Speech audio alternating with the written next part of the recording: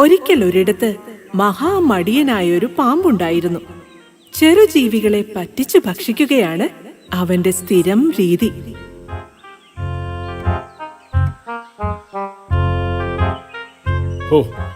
തവളക്കാല് കഴിച്ച കാലം മറന്നു. ഇന്നെന്തായാലും ആ ആഗ്രഹം സാധിക്കണം. അതിനെന്തെങ്കിലും ഒരു ഉപായം കണ്ടെത്തണം. വഴിയുണ്ടാക്കാം.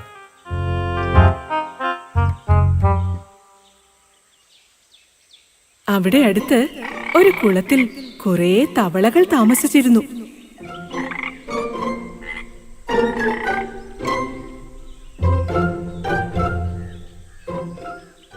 അവിടേക്കായിരുന്നു ആ പാമ്പിന്റെ യാത്ര. അധികം താമസിയാതെ തന്നെ അവൻ അവിടെ എത്തി. അയ്യോ, പാമ്പ്!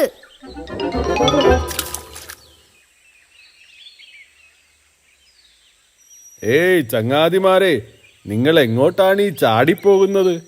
ആരും ഭയപ്പെടേണ്ട, ഞാൻ നിങ്ങളെ ഉപദ്രവിക്കാൻ വന്നതൊന്നുമല്ല.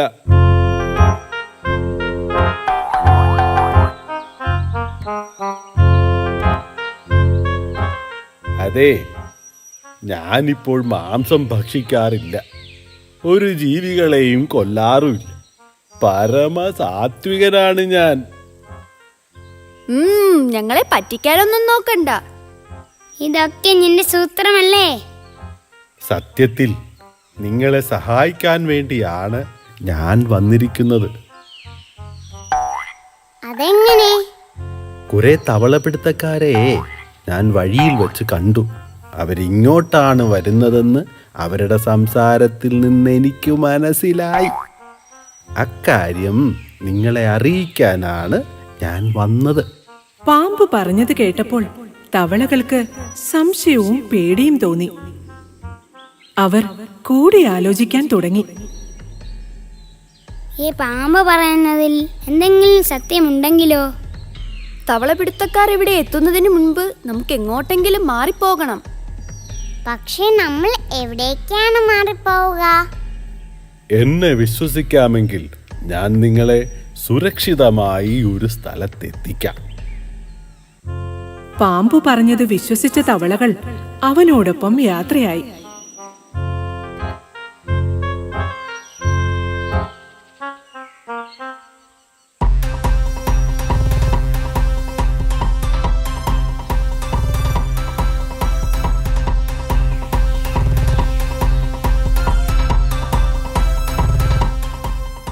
ഒരു തവളക്കാല് തിന്നാൻ കൊതിച്ച എനിക്ക് ഒരു ഡസൻ തവളക്കാല് കിട്ടി.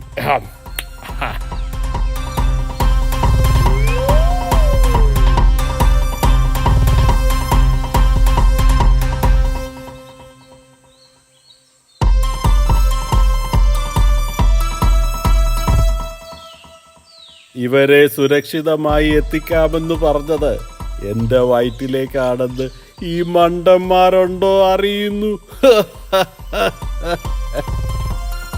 എന്താ ചേട്ടാ പിറുപിറുക്കുന്നത്? എന്തെങ്കിലും പ്രശ്നമുണ്ടോ? ഒന്നുമില്ല. നല്ലോണം മുറുക്കി പിടിച്ചിരുന്നു. സ്പീഡ് കൂടിയാ പോകുന്നത്.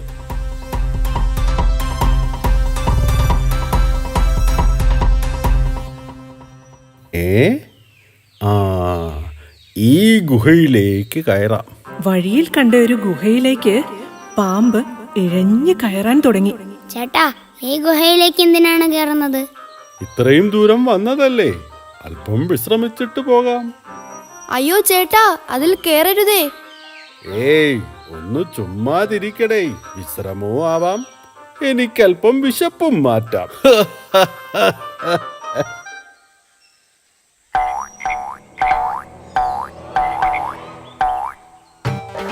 അയ്യോ, എന്നെ ഒന്നും ചെയ്യല്ലേ. അയ്യോ അയ്യോ അയ്യോ. തവളകളെ ഭക്ഷിക്കാൻ കയറിയ ഗുഹ കീരിയുടേതാണെന്ന് ചതിയനായ പാമ്പ് അറിഞ്ഞിരുന്നില്ല. മറ്റുള്ളവരെ കുഴിയിൽ വീഴ്ത്താൻ ശ്രമിക്കുന്നവർ സ്വയം കുഴിയിൽ വീഴും. പാമ്പിന് സംഭവിച്ചതും അതാണ്.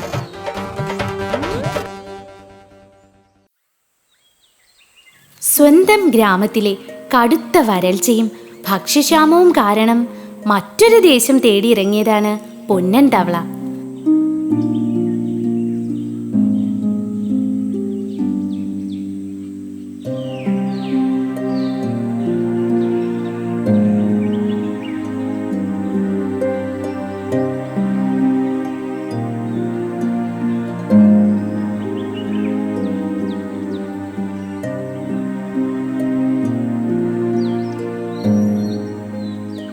പറ്റാത്ത ഒരു കുളമുണ്ടെന്ന് വരും വഴി തവള കേട്ടിരുന്നു. അവിടേക്കുള്ള പ്രയാണമാണ്. ഓ, ഇതെത്ര നടന്നു, ദാഹിച്ചു സഹി കെട്ടു.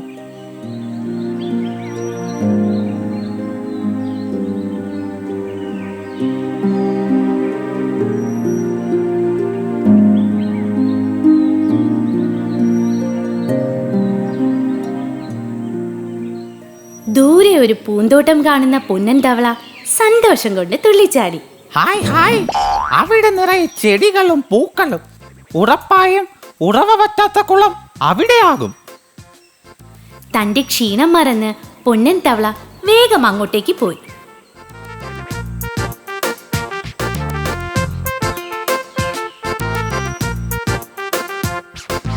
ആ കുളത്തിൽ നല്ല ഭംഗിയുള്ള കുറച്ച് മീനുകൾ താമസിച്ചിരുന്നു. എന്നാൽ ആ മീനുകൾ അവരുടെ സൗന്ദര്യത്തിൽ വല്ലാതെ അഹങ്കരിച്ചിരുന്നു. ഈ കൂട്ടുകാരി, ഇന്നലെ ഇവിടെ വെള്ളം കുടിക്കാൻ വന്ന കാക്കയെ നീ ഭയപ്പെടുത്തി ഓടിച്ചത് എനിക്ക് ഒരുപാട് ഇഷ്ടമായി. ഇവിടെ നമ്മൾ മാത്രം മതി കൂട്ടുകാരി, മറ്റാരും ഇവിടെ വേണ്ട. അതെ അതെ, നമ്മൾ മാത്രം മതി. ഇത് നമ്മളുടെ മാത്രം സ്ഥലമാണ്.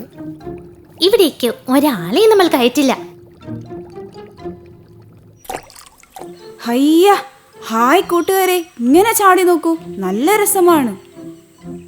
കൂട്ടുകാരെ, ദേ നോക്കിക്കേ, ഇങ്ങോട്ടൊരു തവള വരുന്നു. ഏയ്, ഇങ്ങോട്ടൊന്നുമല്ല, അത് വേറെ വഴിക്കാണ്. അല്ലല്ല, ഇങ്ങോട്ട് തന്നെയാണ്. അതിനെ കണ്ടാലും മതി. അയ്യേ, ഇങ്ങോട്ടാണെങ്കിൽ നമുക്കവനെ ഓടിക്കണം. എനിക്ക് തവളയെപ്പോലെ ഭംഗിയില്ലാത്ത ജീവികളെ കാണുന്നതേ ഇഷ്ടമില്ല. ഇങ്ങോട്ട് വരട്ടെ, ഒരു പാഠം പഠിപ്പിച്ച് വിടാം അവനെ. അപ്പോഴേക്കും പൊന്നൻ തവള കുളത്തിലെത്തി കഴിഞ്ഞിരുന്നു. അന്നേരം മീനുകൾ ഒരാമ്പലിന്റെ അടിയിൽ ഒളിഞ്ഞിരുന്നു. പൊന്നൻ തവള കുളത്തിലിറങ്ങി വയറു നിറയെ വെള്ളം കുടിച്ചു. ഹോ, ആശ്വാസമായി. നീ ആരാ? ചോദിച്ചത് കേട്ടില്ലേ? ആരാ? ഇവിടെ എന്താ? ഇത് ഞങ്ങളുടെ കുളമാണ്. ഹായ് കൂട്ടുകാരെ, ഞാൻ പൊന്നൻ, ദൂരെ നിന്നും വന്നതാണ്. ഇവിടെ മാത്രമേ വെള്ളമുള്ളൂ. ദാഹം സഹിക്കാൻ വയ്യാതെ കുടിച്ചതാ. അതിന് എല്ലാവരും കൂടി ഇങ്ങോട്ട് വരികയാണോ ചെയ്യേണ്ടത്? ഇവിടെ ഞങ്ങൾക്കുള്ള വെള്ളവും ആഹാരവും മാത്രമേ ഉള്ളൂ. അതിവിടെ വന്ന് കയറുന്നവർക്ക് തരാൻ പറ്റില്ല. വേഗം തിരിച്ചു പൊക്കോ. അയ്യോ കൂട്ടുകാരെ, അങ്ങനെ പറയല്ലേ. എനിക്ക് പോകാൻ ഇനി ഒരു സ്ഥലവുമില്ല. നീ വേഗം പോകാൻ നോക്ക്. നിന്നെ കണ്ടാലേ ഒരു വൃത്തിയുമില്ല, കാണാനും കൊള്ളു. അയ്യേ, നിന്നെ കണ്ടാലേ അറപ്പ് തോന്നുന്നു. പോ പോ, ഇവിടെ നിന്നും പോ. എന്നെ ഇങ്ങനെ ഉപേക്ഷിക്കല്ലേ.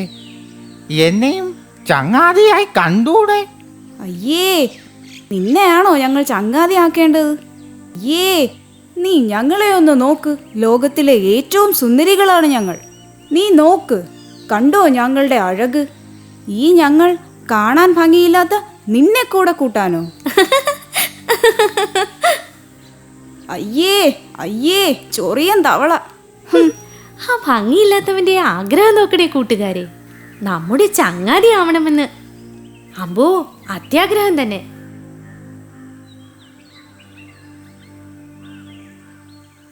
അടുത്ത ദിവസം മീനുകളോട് കൂട്ടുകൂടാനായി പൊന്നൻ തവള കുളക്കരയിലേക്ക് വീണ്ടും വന്നു. അതേ, ഒന്ന് നിക്ക്. താൻ ആള് കൊള്ളാലോ. ഞങ്ങൾ എതിർത്തിട്ടും വീണ്ടും താൻ കുളത്തിൽ ഇറങ്ങിയല്ലേ? അയ്യോ, അങ്ങനെയല്ല. അല്പം വെള്ളം കുടിക്കാൻ വേണ്ടി മാത്രമാണ് ഞാൻ കുളത്തിലിറങ്ങിയത്. ഞാൻ കുളത്തിലിറങ്ങില്ല, അല്പം വെള്ളത്തിന് വേണ്ടി മാത്രം. നീ വെള്ളം കുടിക്കണ്ട, പോകാൻ നോക്ക്. വെള്ളം കുടിക്കാൻ എനിക്ക് അവകാശമുണ്ട്. ഞങ്ങളോട് അവകാശത്തെക്കുറിച്ച് പറയുന്നോ? ഇവിടെ നിന്ന് വേഗം പൊയ്ക്കോ. ഇതെല്ലാം കണ്ടുകൊണ്ട് ഒരാമ കുളക്കരയിൽ ഇരിപ്പുണ്ടായിരുന്നു. കുളത്തിലിറങ്ങാൻ കഴിയാതെ തവള വിഷമിച്ചു പോകുന്നത് കണ്ട ആമ മീനുകളുടെ അടുത്തേക്ക് ചെന്നു. എന്താ നിങ്ങൾ അവനെ കുളത്തിലിറക്കാത്തത്? ഞങ്ങൾ അവനെ വിരട്ടി ഓടിച്ചു. ഈ കുളത്തിൽ താമസിക്കാൻ ഞങ്ങൾ അനുമതി കൊടുക്കില്ല. ഞങ്ങൾ എത്ര ഭംഗിയുള്ളവരാണ്. ആ തവള എന്തിനു കൊള്ളാം? എന്തൊരു രൂപമാണ് അതിന്. ഛേ, അങ്ങനെ രൂപവും സൗന്ദര്യവും നോക്കി ആരെയും നമ്മൾ വില കുറച്ച് കാണരുത്. ഞങ്ങൾക്ക് ഞങ്ങൾ മതി. നിങ്ങൾക്കറിയാമോ, ശക്തനായ സിംഹരാജനെ ഒരിക്കൽ വേടനിൽ നിന്നും ഒരു കുഞ്ഞെലിയായിരുന്നു രക്ഷിച്ചത്. വലിപ്പമോ രൂപമോ ഭംഗിയോ നോക്കിയല്ല ഒരാളെ വിലയിരുത്തേണ്ടത്. അതുകൊണ്ട് ഞാൻ പറയാനുള്ളത് പറഞ്ഞു, അത്രമാത്രം. അനുഭവം ഗുരു.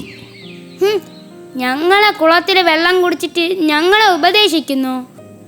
നോക്ക്, നിങ്ങൾ വിചാരിക്കും പോലെയല്ല, എല്ലായിടത്തും വെള്ളം വറ്റിത്തുടങ്ങി. ഇവിടെ വെള്ളമുണ്ടല്ലോ.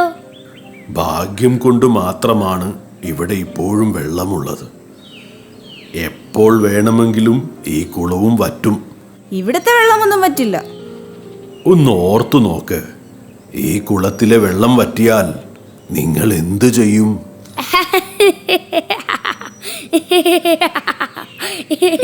ഈ മണ്ടനാമയുടെ ഒരു കാര്യം. ഒന്നറിയാമോ, നിങ്ങൾക്ക് വെള്ളത്തിൽ മാത്രമേ ജീവിക്കാൻ പറ്റൂ.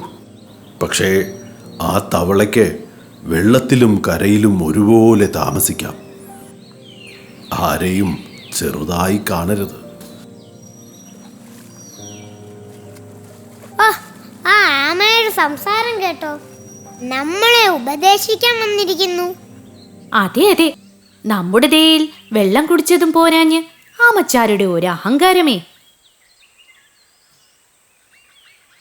അങ്ങനെയിരിക്കെ ഒരു ദിവസം ആ കുളക്കരയിലേക്ക് ഒരു ചൂണ്ടക്കാരൻ വന്നു.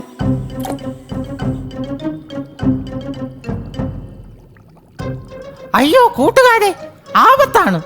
ആ ആഹാരം കഴിക്കരുത്. അതൊരു കെണിയാണ്. നിങ്ങൾ അപകടത്തിലാകും. എന്ത് ധൈര്യത്തിലാണ് വൃത്തിയില്ലാത്ത നീ ഈ കുളത്തിലിറങ്ങിയത്? വേഗം കരയിലേക്ക് കയറിക്കോ. നമ്മൾ മാറിയിട്ട് അവനത് കഴിക്കാനായിരിക്കും. അരുത്, നിങ്ങളിതിൽ കൊത്തരുത്. ഇത് ചതിയാണ്.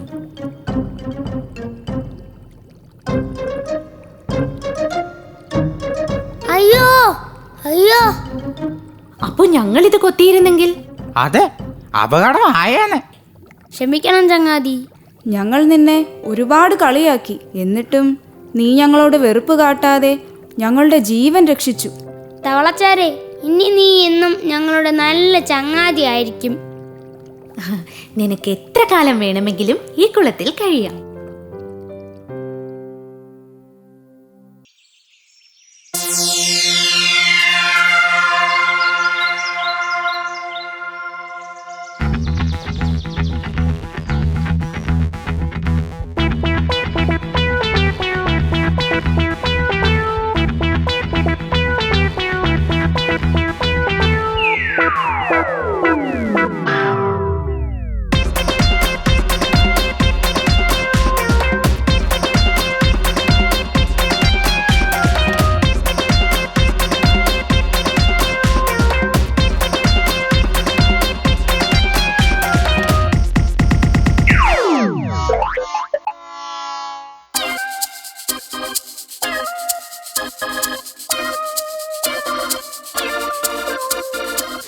എന്റെ ചുണ്ടിന് കുറച്ചുകൂടി നീളമുണ്ടായിരുന്നെങ്കിൽ ഇര പിടിക്കാൻ എളുപ്പമായേനെ. കൊക്ക് തൻ്റെ ആഗ്രഹം സാധിക്കാനായി വനദേവതയെ പ്രാർത്ഥിക്കാൻ തുടങ്ങി.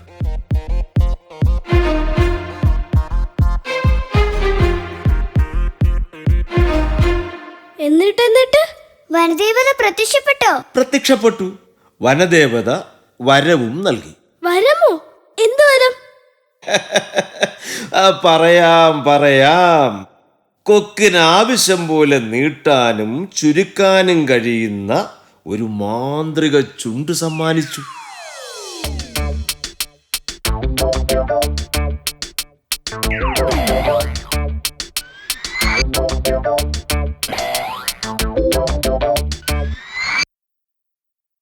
ഹായ്, ഇത് കൊള്ളാമല്ലോ. ഇനി മീനുകളെയും തവളകളെയും പിടിക്കാൻ വളരെ എളുപ്പം.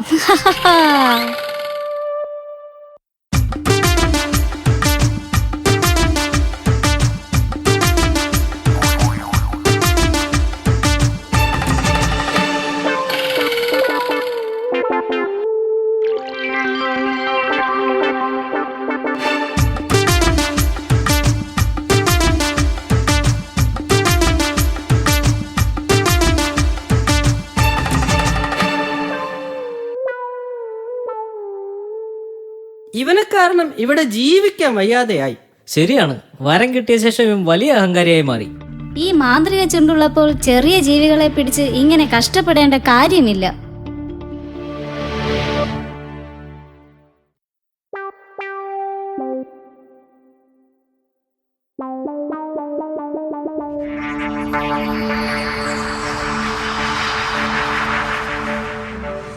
ഹായ്, കൊള്ളാമല്ലോ. ഇന്നത്തെ ശാപ്പാട് ഇവൻ തന്നെ.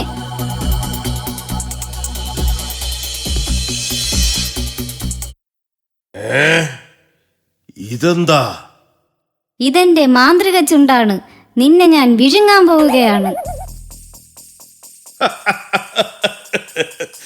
മോളെ, എന്നോട് കളിക്കല്ലേ, എനിക്കും വിഴുകാൻ അറിയാം.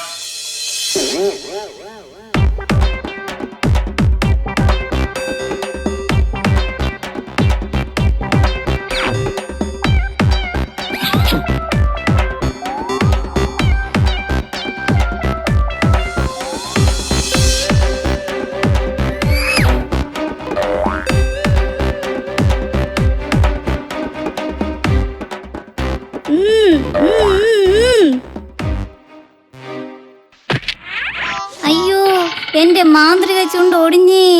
ഇനി ഞാൻ എങ്ങനെ ഇര പിടിക്കും? അയ്യോ. ഇനി നിന്നെ കൊണ്ട് ആർക്കും ഒരു ശല്യവും ഉണ്ടാവില്ല. അതാരായിരുന്നെന്നോ?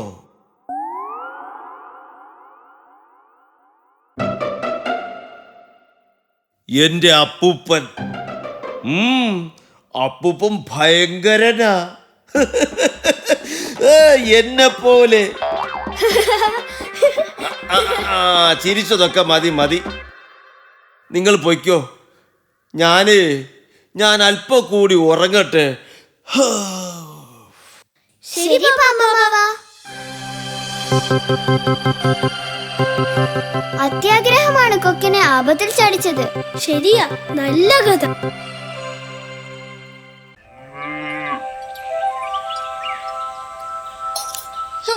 കുളത്തിൻ കരയിലെ പുല്ലുകൾ സൂപ്പർ.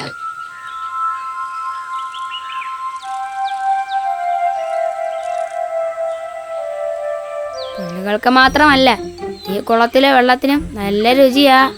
ഈ കുളത്തിലേക്കെടുത്ത് ചാടിയാലോ? എന്റെ മൂക്കത്ത് വന്നിരുന്ന് എന്നെ അപായപ്പെടുത്താനുള്ള വഴി പറഞ്ഞു തരുന്നോ? നിന്നെ ഞാനിന്ന് ശരിയാക്കും. എന്നാ എന്നെ ഒന്ന് പിടിക്ക്.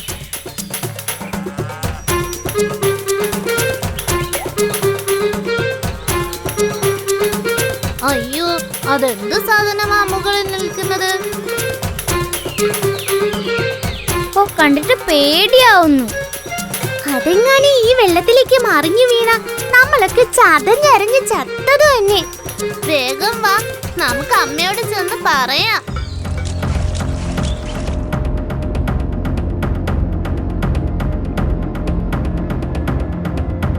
അമ്മേ, അമ്മേ. കുഞ്ഞുങ്ങൾ പേടിച്ചാണല്ലോ വരുന്നത്. എന്തു പറ്റിയാവോ? അമ്മേ, അങ്ങ് മുകളിൽ എന്തോ വലിയൊരു സാധനം. കണ്ടിട്ട് പേടിയാവുന്നമ്മേ. എവിടെയാ? വാ, നമുക്കൊന്ന് പോയി നോക്കാം. വല്ലോ തിമിംഗലോ ആയിരിക്കും എന്തോ. അമ്മ മുന്നേ നീടിക്കോ, ഞങ്ങള് പിന്നാലെ ഉണ്ട്.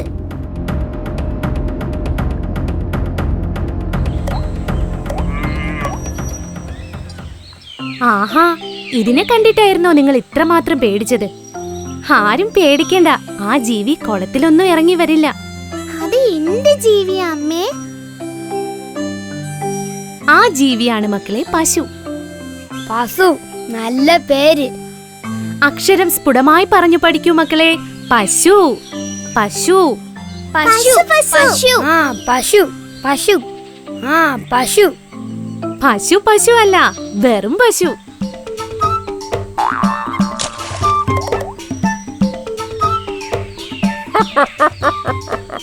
ചിരിച്ച് ചിരിച്ച് ഞാനിപ്പോ ചാവും. നിങ്ങളുടെ ഓരോ തമാശകള്. അതിനിവിടെ തമാശയൊന്നും പറഞ്ഞില്ലല്ലോ തവളച്ചേട്ടാ. കുളത്തിൻകരയിൽ നിന്ന് പുല്ല് തിന്നുന്ന വെറുമൊരു പശുവിനെ കുറിച്ച് ഇത്രമാത്രം മക്കൾക്ക് പറഞ്ഞു കൊടുക്കേണ്ട ഒരു കാര്യവുമില്ല.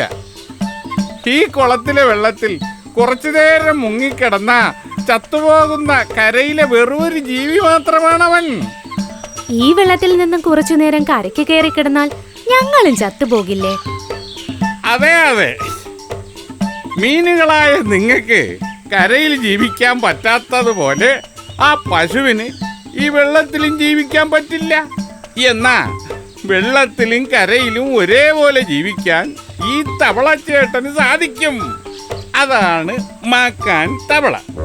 ഇനി നിങ്ങൾ പറയൂ, ആ പശുവാണോ ഈ മാക്കാൻ തവളയാണോ കേമൻ?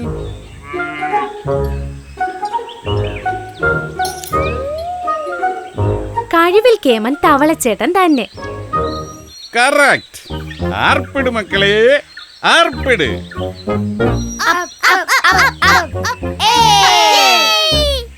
എന്നാൽ വലിപ്പത്തിൽ കേമൻ ആ പശുവാണ്. ഓ, വലിപ്പമോ? എന്തോന്ന് വലിപ്പം? എന്റെ ശരിക്കുള്ള വലിപ്പം നിങ്ങൾ കണ്ടിട്ടുണ്ടോ? ഞങ്ങൾ കണ്ടിട്ടില്ല. അല്ലെങ്കിലും കാണേണ്ടതൊന്നും കാണില്ലല്ലോ. നിങ്ങൾക്കറിയാമോ, ഞാനൊന്ന് വലിപ്പം കൂട്ടിയാൽ ആ പശുവിനേക്കാൾ വലുതാകും. എന്ത്? ആ പശുവിനേക്കാൾ വലുതാകുമെന്നോ? അതെന്ന്, എന്റെ മുത്തച്ഛൻ ദർദുരന് ഒരു ആനയുടെ വലിപ്പം ഉണ്ടായിരുന്നു. മുത്തച്ഛൻ മരിച്ചുപോയി. ഇല്ലെങ്കിൽ ഉറപ്പായും നിങ്ങളെ പരിചയപ്പെടുത്താമായിരുന്നു. എന്തായാലും ഞാനിത് വിശ്വസിക്കില്ല. പശുവിനോളം വലുതാകാൻ ഒരിക്കലും ഒരു തവളയ്ക്ക് കഴിയില്ല. എല്ലാവരും നോക്കിക്കോ, തുമ്പിയും കണ്ടോളൂ, ഞാൻ ആ പശുവിനേക്കാൾ വലുതാവുന്നത്. ആഹാ, എന്നാൽ അതൊന്ന് കാണണമല്ലോ. ഇപ്പൊ എങ്ങനുണ്ട്? ഞാൻ ആ പശുവിനേക്കാൾ വലുതായില്ലേ? ഒന്നും സംഭവിച്ചിട്ടില്ല. ഇപ്പോഴും പഴയതുപോലെ തന്നെ. ശ്വാസം വീർപ്പിച്ച് പിടിച്ചിരിക്കുന്നതിനാൽ ഒരല്പം വ്യത്യാസം വന്നിട്ടുണ്ട്. ഉണ്ടല്ലോ, വ്യത്യാസം ഉണ്ടല്ലോ. മീനുകളെ, ഒന്ന് ആത്മാർത്ഥമായ ആർപ്പ് വിളിച്ചു തന്നേ. തവളച്ചേട്ടൻ അങ്ങ് വലുതാവട്ടെ.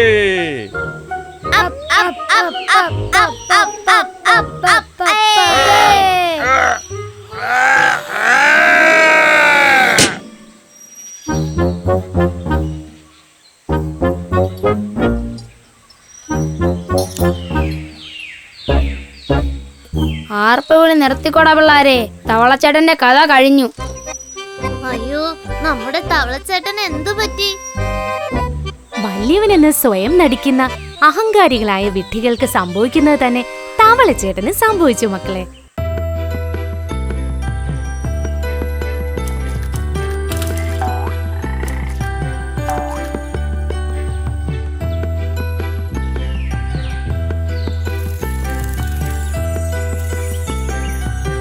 അമ്മേ, അതാരാ പറക്കുന്നത്? കാണാൻ നല്ല ഭംഗിയുണ്ടല്ലോ. അതാണ് തുമ്പിപ്പെണ്ണ്. എനിക്ക് തുമ്പിപ്പെണ്ണിനെ അടുത്ത് കാണണം. അതിനെന്താ, തുമ്പിപ്പെണ്ണിനെ ഞാൻ വിളിക്കാം. തുമ്പിപ്പെണ്ണേ, ഒന്നിങ്ങോട്ട് വരൂ. എൻ്റെ മോൻ നിന്നെ ശരിക്കൊന്ന് കാണട്ടെ.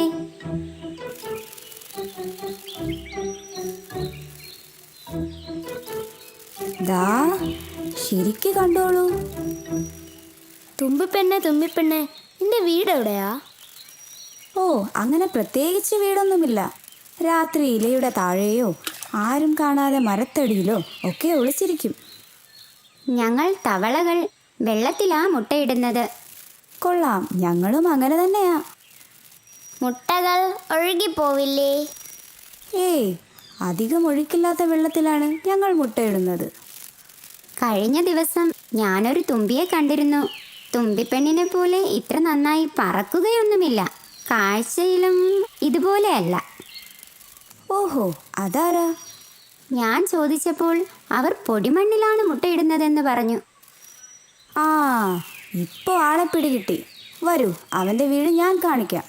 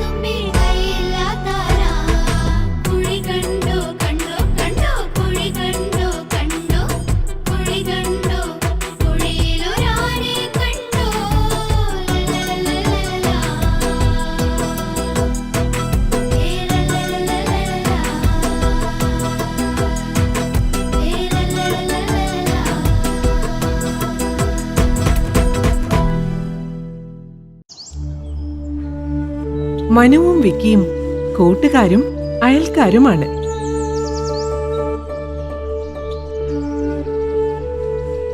കറങ്ങി നടന്ന് കാഴ്ചകൾ കാണുക രണ്ടുപേരുടെയും ഇഷ്ടവിനോദമാണ്.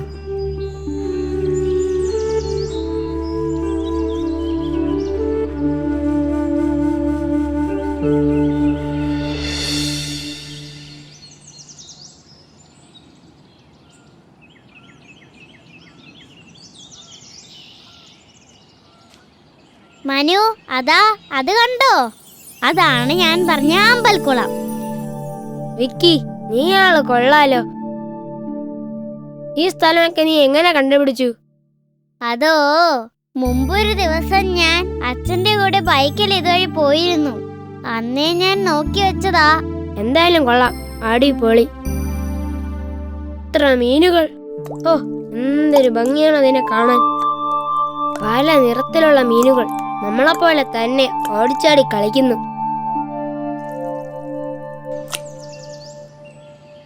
നമുക്ക് ഈ മീനുകൾക്ക് തിന്നാൻ എന്തെങ്കിലും കൊണ്ടുവരാമായിരുന്നു.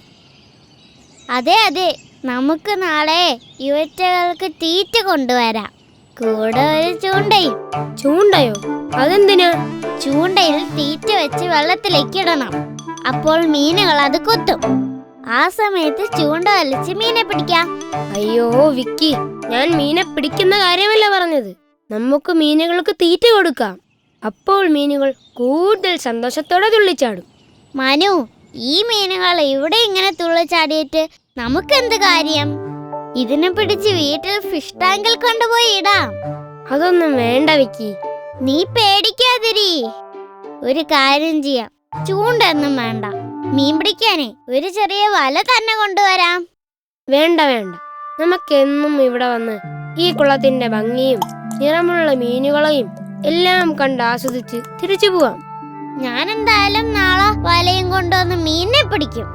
നീ ഇവിടെ ചുമ്മാതിരുന്ന് ഞാൻ മീൻ പിടിക്കുന്നത് കണ്ട് ആസ്വദിച്ചോ. അപ്പൊ അതാണ് യവന്മാരുടെ മനസ്സിലിരിപ്പ്. പാവം മീനുകൾ ഇതൊന്നും അറിയാതെ അവന്മാരുടെ മുന്നിൽ തുള്ളിക്കളിക്കുന്നു. എങ്ങനെയെങ്കിലും മീനുകളെ ഈ വിവരം അറിയിക്കണം.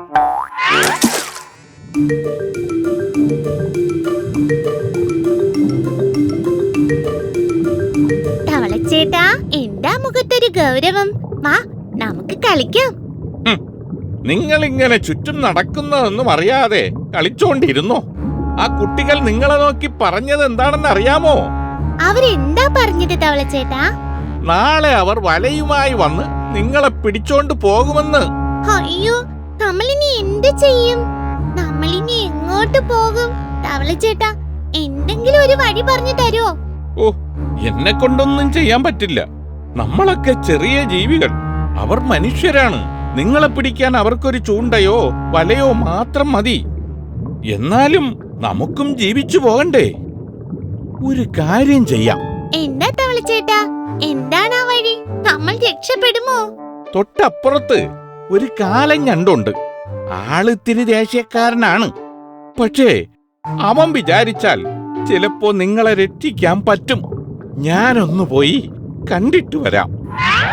എങ്ങനെയെങ്കിലും മീനുകളെ രക്ഷിച്ചേ മതിയാവൂ എന്ന് തീരുമാനിച്ചുറച്ച തവളച്ചേട്ടൻ കാലൻ ഞണ്ടിനെ അന്വേഷിച്ചു പോയി. അതാ അവിടെ ഒരു കല്ലിനടിയിൽ കാലൻ ഞണ്ട് സുഖമായി കിടന്നുറങ്ങുന്നു. തവള പതുക്കെ പതുക്കെ ഞണ്ടിനടുത്തേക്ക് പോയി.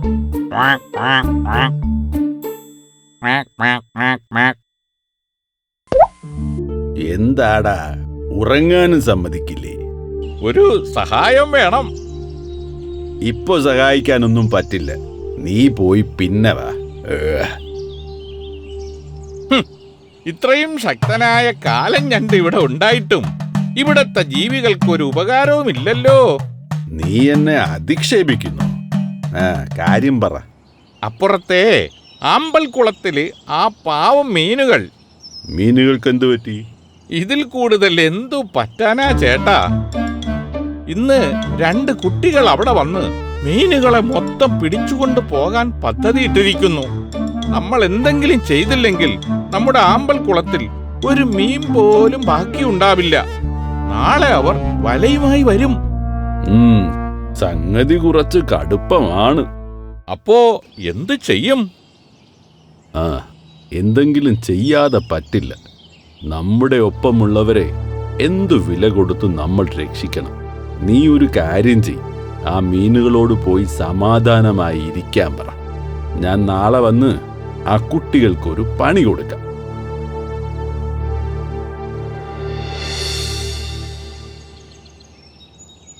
മനു, നീ ആദ്യം ബക്കറ്റിൽ വെള്ളം നിറയ്ക്കണം. ഞാൻ വലയിട്ട് മീനുകളെ പിടിച്ച് കരയിലേക്കിടും. നീ അതെല്ലാം പറക്കിയെടുത്ത് ബക്കറ്റിലേക്ക് ഇടണം. ഒന്നുപോലും തിരിച്ച് വെള്ളത്തിലേക്ക് പോകരുതേ. ശരി, അത് ഞാൻ ഏറ്റു. ഇന്ന് നമ്മൾ കലക്കും. ഈ ബക്കറ്റ് നിറയെ മീനുകളുമായി വീട്ടിൽ ചെല്ലുമ്പോൾ എല്ലാരും ഞെട്ടും. നിന്റെ അച്ഛൻ പുതിയ ഫിഷ് ടാങ്ക് വാങ്ങാനായി ഓടും. കുറെ എണ്ണത്തിന് നീ നിന്റെ വീട്ടിലേക്കും കൊണ്ടുവയ്ക്കോ. നമ്മുടെ കൂട്ടുകാർക്കും കുറച്ച് കൊടുക്കാം. ഓ, അവന്മാരിങ്ങെത്തിയല്ലോ. ഞാനൊരു പണി ഒപ്പിക്കാം. നീ ഇവിടെ ഇരിക്കും.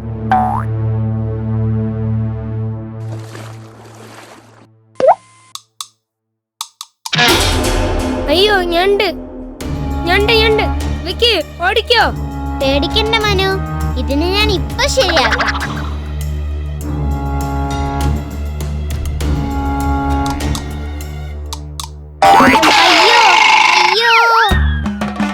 അങ്ങനെ മീനുകൾ ഒരു വലിയ ആപത്തിൽ നിന്നും രക്ഷപ്പെട്ടു. തവളച്ചേട്ടന്റെ സമയോചിതമായ ഇടപെടലും ഞണ്ടിന്റെ ശക്തിയും ധൈര്യവും എല്ലാം ഒരുമിച്ച് ചേർത്ത് അവരാ അപകടത്തെ വിജയകരമായി നേരിട്ടു. അവരുടെ ഒത്തൊരുമിച്ചുള്ള ഈ ചെറുത്തുനിൽപ്പിൽ പേടിച്ചുപോയ മനുവും വിക്കിയും പിന്നീട് ഒരിക്കലും ആ വഴിക്ക് വന്നില്ല.